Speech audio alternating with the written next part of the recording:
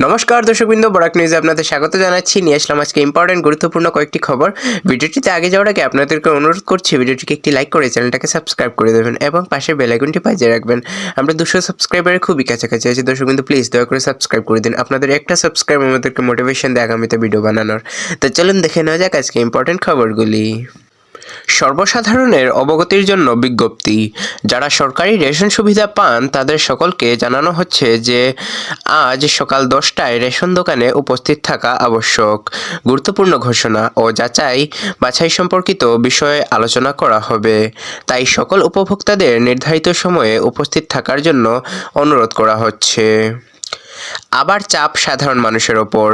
2026 সালের আগেই বাড়তে পারে মোবাইল রিচার্জের দাম। জীবনের প্রতিটি ক্ষেত্রে যখন দাম বাড়ছে তখন এবার মোবাইল ব্যবহারকারীদের মুখে নতুন চিন্তার ভাঁজ। টেলিকম সংস্থাগুলির সূত্রে জানা গেছে 2026 সালের আগেই রিচার্জের দাম আরও বাড়তে পারে বা বাড়ানোর কথা ভাবা হচ্ছে বলে জানা গেছে। সংস্থাগুলির দাবি, পরিষেবার মান বজায় রাখতে ও খরচ মেটাতে এই সিদ্ধান্ত জরুরি। তবে সাধারণ মানুষের বক্তব্য, রিচার্জ করতেই এখন আলাদা বাজেট রাখতে হবে। এক কথায় কলের সঙ্গে সঙ্গে বেড়ে চলেছে খরচের হিসেবও। আমাদের বরাক নিউজের ফেসবুক পেজটাকেও ফলো করে রাখুন ডিসক্রিপশনে দেওয়া লিঙ্ক থেকে। গুরুত্বপূর্ণ বিজ্ঞপ্তি। আইআরসিটিসি এর তরফ থেকে ঘোষণা। আইআরসিটিসি জানিয়েছে যে এখন থেকে আধার কার্ড যাচাই ভেরিফিকেশন ছাড়া কোনো ট্রেনের টিকিট বুক করা যাবে না। যাত্রীরা যেন নিজের আধার কার্ডের তথ্য আগে থেকেই যাচাই করে নেন, না হলে অনলাইনে বা কাউন্টারে টিকিট বুকিং বাতিল হতে পারে। 27 নভেম্বর হাইলাকান্দিতে আসছেন মুখ্যমন্ত্রী ডক্টর হিমন্ত বিশ্ব শর্মা। আসন্ন 27 নভেম্বর মুখ্যমন্ত্রী ডক্টর হিমন্ত বিশ্ব শর্মা হাইলাকান্দি সফরে আসছেন। এই সফরে তিনি স্বনির্ভর গোষ্ঠী এসএইচজি মহিলাদের হাতে 10,000 টাকা থেকে 18,000 টাকার চেক বিতরণ করবেন। সরকারের উদ্দেশ্য মহিলাদের আর্থিকভাবে আরও স্বনির্ভর করে তোলা ও গ্রামীণ অর্থনীতিকে শক্তিশালী করা। এই উপলক্ষে প্রশাসনের তরফে প্রস্তুতি শুরু হয়ে গেছে এবং এলাকায় উৎসবের আবহ তৈরি হয়েছে। গোয়ালপাড়াতে ব্যাপক উচ্ছেদ অভিযান শুরু। গোয়ালপাড়া জেলায় দহিকাটা রিজার্ভ ফরেস্ট এলাকায় আজ সকালে এক বৃহৎ উচ্ছেদ অভিযান শুরু হয়েছে। প্রশাসনের তথ্য অনুযায়ী প্রায় 1140 বিঘা প্রায় 135 হেক্টর বনভূমি দখলমুক্ত করার লক্ষ্যে এই অভিযান চালানো হচ্ছে।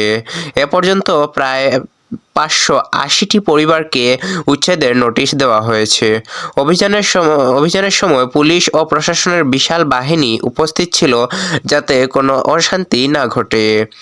সরকারি সূত্রে জানা গেছে এই অভিযান চলবে যতদিন না সম্পূর্ণভাবে বনভূমি মুক্ত হয়। আসামকে সেমিকন্ডাক্টর মানচিত্রে আনতে বড় পদক্ষেপ। 27,000 কোটি টাকার টাটা প্রকল্প পর্যালোচনায় নির্মলা সীতারামন।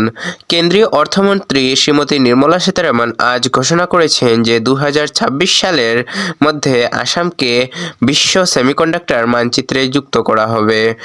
এর অংশ হিসেবে তিনি 27,000 কোটি টাকার টাটা ইলেকট্রনিক্সের OSAT outsourced semiconductor assembly and test প্রকল্পের অগ্রগতি পরিদর্শন করেছেন। এই প্রকল্পের মাধ্যমে উত্তর পূর্ব ভারতের প্রযুক্তি ও শিল্পক্ষেত্রকে এক নতুন দিগন্ত উন্মোচিত হবে বলে আশা করা হচ্ছে। বিশেষজ্ঞদের মতে এতে আসামের হাজার হাজার মানুষের কর্মসংস্থানের সুযোগ তৈরি হবে এবং রাজ্যের অর্থনীতি আরও মজবুত হবে। তো এগুলো ছিল আজকের ইম্পর্টেন্ট এবং গুরুত্বপূর্ণ কয়েকটি খবর। এগুলোর মধ্যে আপনাদের সবচাইতে বেশি গুরুত্বপূর্ণ বলে কোনটি মনে হয়েছে কমেন্টে নিশ্চয়ই জানাবেন এবং ভিডিওটিকে শেয়ার করে দেবেন আপনার কাছের মানুষের কাছে। দেখা হচ্ছে আগামীকাল আরেকটি ভিডিওতে। ততক্ষণের জন্য ভালো থাকুন, সুস্থ থাকুন। জয় হিন্দ।